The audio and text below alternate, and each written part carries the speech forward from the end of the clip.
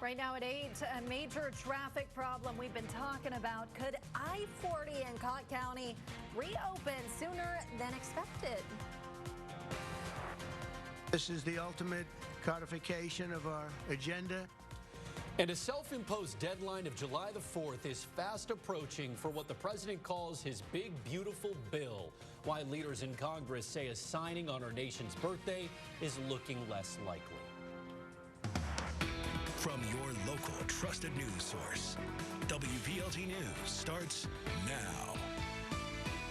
Good Friday morning. Thanks for joining us for WVLT News on the CW Knoxville. I'm Olivia Calfee. And I'm Will Puckett. We're glad you're here. That is right. And a story we just have not stopped talking about, but possibly some good news this morning. We are hearing that I-40 could open as soon as today. That's almost a week earlier than transportation officials had projected. Emphasis on could. That's because the announcement coming from State Representative of Cott County, Jeremy Faison, posting on Facebook saying there is a good chance we would see the interstate open today at noon.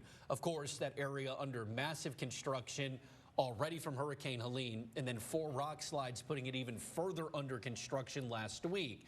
TDOT at the time said we're looking at possibly 2 weeks, and then a day later said on or before July 3rd. Now just more than a week after that estimate, Faison saying things are looking good, saying he's been told by TDOT there's a chance that it could open today by noon. They've done their work and they've worked hard from morning till night, and we're thankful, and my county's thankful. The whole state of Tennessee is going to be thankful. But hopefully the repairs that they've done so far and what they're doing right now, it's not going to happen again. So what say you, TDOT? Well, they tell us crews have been on site since the flooding and rock slide that occurred, saying they're continuing to work tirelessly towards our goal of having I-40 back open at the state line. They're sticking with their by July 3rd, but again, we'll know about noon today, hopefully, on if I-40 will reopen. Well, folks in Hartford, not the only ones impacted by 40 being shut down. Yeah, with all the trucking that goes down I-40, now rerouting, supply chains are also feeling it. With the closure, there is about a 30-minute detour that all shipments are having to take. 30 minutes, I know it doesn't sound like a lot, but it does cost an extra $167 per day per truck. With 10,000 trucks, that's about $1.7 million spent on taking the detour every day. Experts tell us those costs could be passed on to you. In this type of scenarios, it's important to identify who are the real victims of these disasters. So in supply chains, we have different freight agents, we have producers, we have trucking companies, and we have also receivers. Now, she says companies can prepare for these extra costs by using multiple suppliers. 8:03 now. Let's get a check of your first alert forecast with Chief Meteorologist Heather Haley. Heather, another steamy day out there today. Yeah, we've been first alerting you to this heat wave continuing through the end of the week. That is definitely the case. Maybe you've gotten acclimated. I've just gotten in the habit of carrying around water and being ready to jump in the water to cool down in the heat of the day. Right now, those temperatures starting to jump up. You're now at 72 Athens and 71 Jamestown. Oof, Monticello already 77. 74 Knoxville in some fog at 69 degrees in Middlesboro. Most of us are looking at this hazy view. I love the beautiful view, though, still from Ober, looking across the Smoky Mountains. Their namesake definitely in full effect right now with that haze. But big picture, you can see we're just continuing to turn around what is really heat and humidity and some passing clouds at times, which is what helps to then create pop-up downpours and storms. What we're watching is the next front to actually develop and push east. So that'll help to change up this pattern. It'll help to break the heat wave. It'll help to water more lawns and gardens and knock down the dust level. That's what's been really high this week. If your allergies are bothering you, we have high dust because the ground is drying out so fast. Low levels of grass and tree getting closer to ragweed season come fall. But for now, we'll work on just washing that away with this typical summer weather pattern. Spotty storms pulsing up. I'm tracking a few more to start to develop Sunday to Monday, and a front to cool things down coming up in that first alert 8-day planner. All right, Heather, thank you. Now, keeping an eye on the roads, I-75 at Merchant Drive. Been watching some congestion in those southbound lanes this morning. 640 at Western Avenue. Traffic still moving in the east and westbound. That's some good news. And then I-40 at Hall of Fame Drive. We have a very zoomed in look right here. TDOT must have been looking for something. They're always browsing the cameras, always making sure that those roads are safe for you all. Right now, traffic is moving in that area. So here is a look at the traffic. We are seeing some slowdowns on I-75 south right now near Clinton in Anderson County. I-40 west moving slow. Do want to jump real quick to Spear, Cott County area. That line closed, State Route 73. That is due to a crash. I'll keep an eye on that for you all. Let's head to Monroe County now, where 2 officers are fired accused of bringing drugs into the jail. Yeah, the sheriff tells us this happened 2 different times in the last 2 months. Our Sam Luther sat down with the sheriff. It's heartbreaking, it's disappointing. There's a lot of emotions involved because these people are sworn to protect the public. They're sworn to protect the inmates. In May, a TBI investigation led to Corrections Officer Cody Harrell being indicted for bringing drugs into the jail. This week, another officer, Joshua Duncan, was fired and accused of doing the same thing.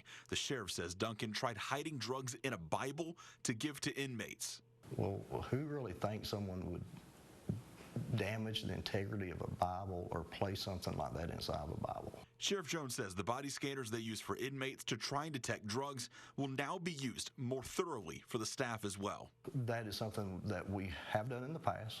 We had stopped doing, but is going to start back where the employees themselves go through the x-ray machine and are being scanned. Jones says he's now counting on the staff running their x-ray machine to catch those drugs before they enter the jail. He says he's made changes internally. Stronger supervision. We have, over the last few months, unfortunately, we have either terminated or demoted quite a few supervisors on the jail side.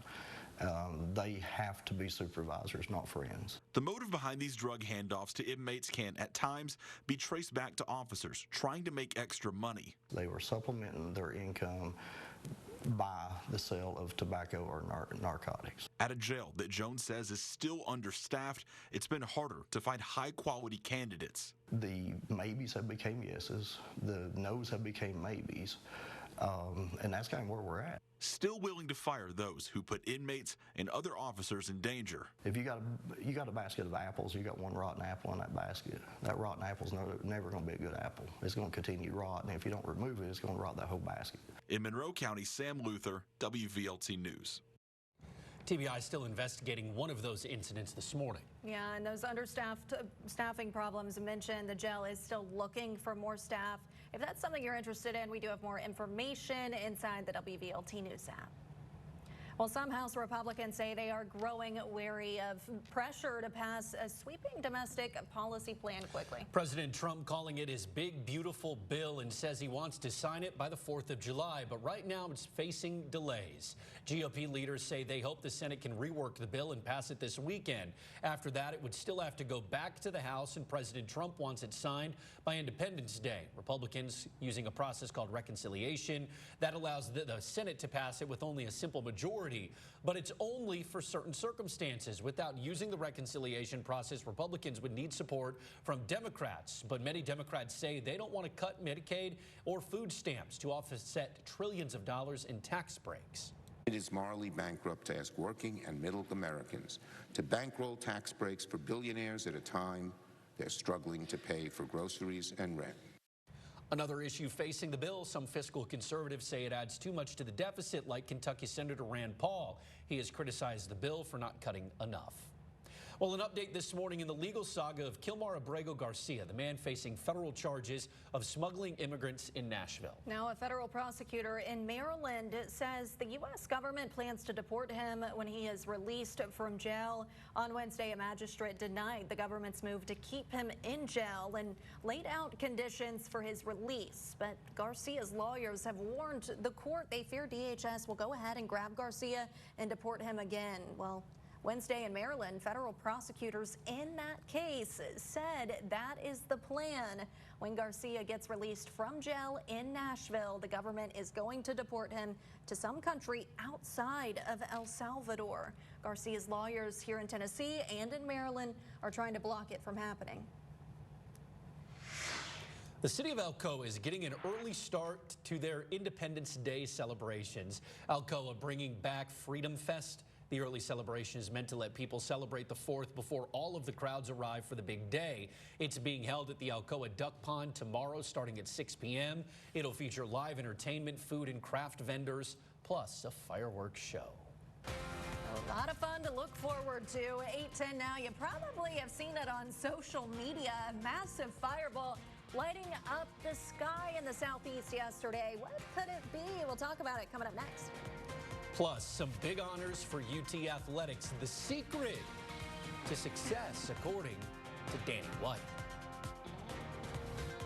All right, we got another steamy day. I'll point out the heat index, or the feels like temperature, is still near those triple digits. I've got the latest on when this will combine to create a couple of storms today and into your weekend. Next. Now for a limited time. Is a fire really because of That's a fireball spotted over parts of the southeast yesterday. Yeah, the video has been crazy. The American Meteor Society said it looks like a daytime fireball causing a sonic boom. Now, this typically occurs when a meteoroid drops a fireball, but not always. Look at the video. Yeah, incredible stuff. For it to be daylight outside and it to be that prominent in the sky is wild. Bonkers for sure. So many people posted from so many different places. Drivers say they saw this big flash in the sky come down and then disappear. It was almost like a firework. The National Weather Service saying satellite images also showed it. It happened so quickly, I'm not sure who saw it and who didn't, but I did immediately look around to see if anyone else noticed it, and I just couldn't believe it. It was crazy. I thought I saw Superman. I worked on Superman last year and couldn't believe my eyes. I thought it was something otherworldly coming our way. I didn't know what it was, honestly. I thought maybe it was like some planes fly over all the time. Plane up so fell. I was like, man, the plane I got messed up. But no, it was cool though. It's a bird. It's a plane. No. It's a fireball. Oh, Superman. We were on different links there. But according to the American Meteor Society, the Budit's meteor shower, it's happening this week. No word on whether this fireball was related. Incredible stuff, though. I mean, I can't imagine what would go through my mind if I saw that. No. Would you, like, aware enough when driving where you're like, whoa, hey. It's almost the way it's going. I'm like, I don't know if I would think it was a firework. That might be a first thought. Superman, I get it. I mean, hey, coming from Krypton, you never know. Crazy stuff right there. Could be just about anything. Let's get to Heather with weather. The hail threat along with an isolated tornado. The timeline for your town coming up. We continue to follow devastation in southeastern Kentucky after that deadly tornado. Stories of survival this morning and the latest from the National Weather Service. Plus, 3 cubs safe and sound after being rescued by TWRA agents where they were found. Good morning and thanks for joining us for WVLT News at 9 o'clock. I'm Olivia Calfee. We're tracking a WVLT First Alert weather day. Those strong storms later today have the potential to bring damaging winds to some in East Tennessee. So let's get to meteorologist Ben Cathy. Ben, when can we expect these storms to roll in? Yeah, there'll be a few storms around like 4 or 5 o'clock, but the main line is 8 to 12, 7:30, 8 o'clock on the plateau. That's all in Eastern time. Gusty storms for pretty much everybody tonight, and the high wind threat extends through much of our western counties. You saw these little leopard spot showers, teeny tiny guys rolling through, although it did slow traffic a little bit. But we'll actually get abundant sunshine and a ton of warmth today. We're already well into the 70s in places like Loudon, even Morristown, Monticello, and Jamestown. And so today, filtered sunshine, but sunshine nonetheless, which is going to power the storms later as the sun begins to set. Nothing changing here on our timeline with the damaging wind threat about 8 to 10, primarily western counties. Tornado threat is lower compared to the wind threat, but if they did form, they could be a stronger on the Fujita scale, right? Tonight, very likely to see that rainfall, and we'll walk you through the amounts right here. pretty quiet through most of the day, but after 8 o'clock, watch that downpour coming in, leading to that really intense driving if you have to be on the roads. The latest on quieter weather to come after this. Up in a few. Olivia.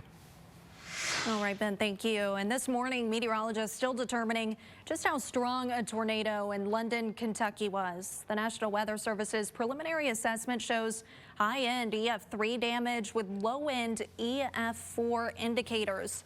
The tornado devastated parts of the state Friday, but as neighbors there help clean up what's left behind, we're hearing their stories of survival. Sunshine Hills is one of the hardest hit neighborhoods. People were out yesterday picking up pieces and saving precious memories. Over a mile away, Old Whitley Road wasn't spared. In several spots, foundations are the only thing left behind to show a house was there. Teachers of Kiwi Elementary School came over to give supplies to families in need. These were items like food, water, hygiene products, and bags. One of the teachers tells us it's hard to see students deal with this loss. And it's devastating, honestly. It's nothing like this has ever happened here. It's devastating knowing that students in the county have went through this. I mean, it's just horrible. Those teachers say the school district will reach out to students directly if they need any help. The National Weather Service team worked all day Sunday and most of yesterday to look at the damage in London.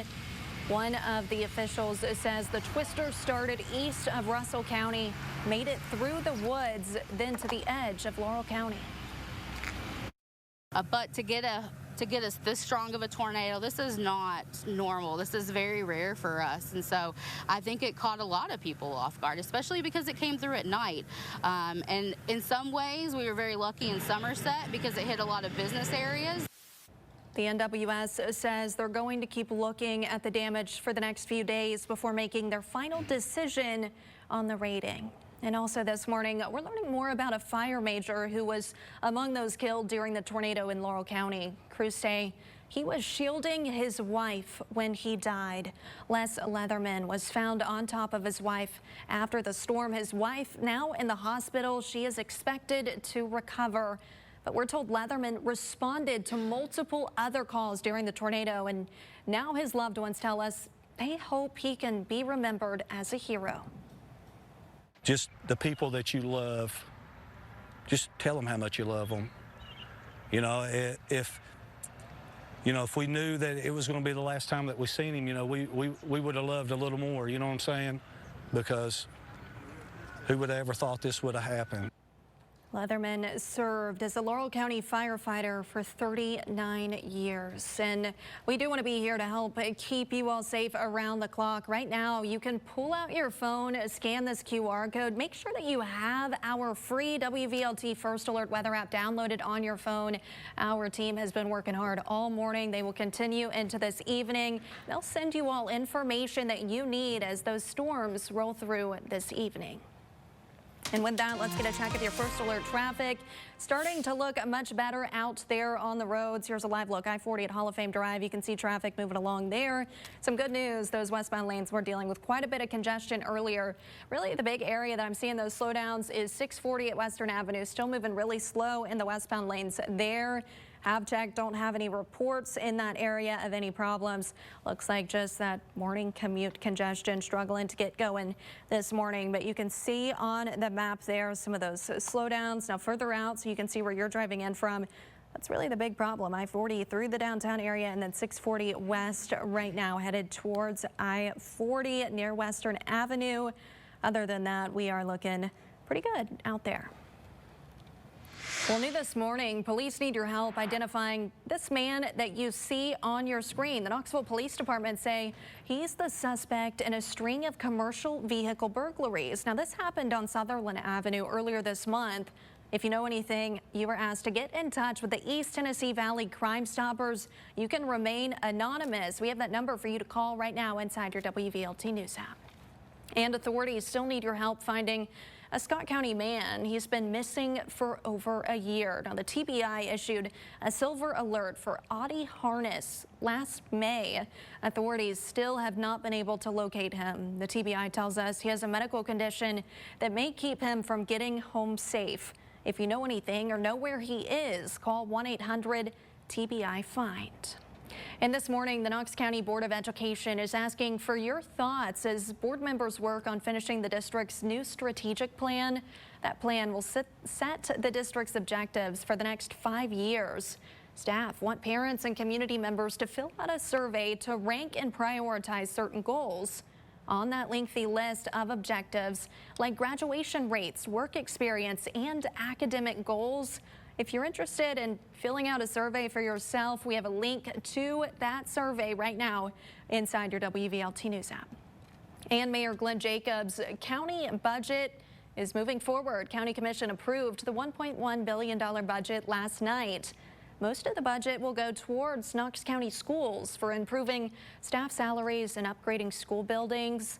Now, some of that money will also go towards repaving county roads. WVLT is proud to be your official station of the Vols. We're learning when the Lady Vols will play this weekend during the Super Regionals in Knoxville. They're set to face Nebraska inside Sherry Parker Lee Stadium. Game 1 is Friday night at 7 o'clock. Game 2 is Saturday at 5. And if necessary, Game 3 would be on Sunday. The winner of the series will head to Oklahoma City for the Women's College World Series. And the Tennessee baseball team getting ready for the postseason. They start their run in the SEC tournament tomorrow morning at 10:30, bright and early. And listen to this, a couple Vols have picked up some SEC honors. Liam Doyle named pitcher of the year for the SEC. Doyle leads the nation with 137 strikeouts. Joining Doyle on the All-SEC first team is Andrew Fisher. Fisher leads the league with 22 home runs, slugging percentage, and several other categories. And if you are interested in watching some Major League Baseball, you can do that this week on the Tennessee Valley Sports Entertainment Network. The Reds taking on the Pirates tonight at 6:30. You can watch the game over on the CW Knoxville. Well, you may have heard that Pope Leo XIV is a Chicago White Sox fan. And to honor the new pontiff, the team unveiled a mural at Rate Field. Check this out. The artwork is on the pillar down the third baseline, featuring the Pope in his papal regalia. It's outside the section where in 2005, Pope Leo cheered on the Sox during Game 1 of the World Series. Someone who attended that game says it's surreal to think that he was sitting next to the future Pope. When all this transpired, I looked back and I said, is that the Pope next to me? And sure enough, it was, and it was pretty surreal. The mural includes a screenshot of the game's broadcast showing the Pope at the game with friends. And a new exhibit celebrating the Queen of East Tennessee is now open in Nashville. I don't even have to say it. The exhibit of Dolly Parton. It's called Dolly Parton Journey of a Seeker. It sits at the Country Music Hall of Fame and Museum. It focuses on turning points throughout her more than 60-year career, her clothes, awards, handwritten lyrics, instruments, and so much more is all included. Dolly was there for the opening. She says this is a dream come true. I just think it's wonderful that I have been able to see my little girl dreams come true. It's a long ways from the top of the Smoky Mountains to the top of the world. And thanks to you and all the fans and the people that have helped me along the way, I've made it. Now, this exhibit will be on display through September 2026. 9:10 this morning as we head into Memorial Day weekend. We get a closer look at a solemn program helping veterans pay their respects to their fallen brothers in arms. First alert this evening, really high wind potential on the Cumberland Plateau. Can't rule out that isolated tornado, but boy, a huge drop off in the humidity after tonight. Up next.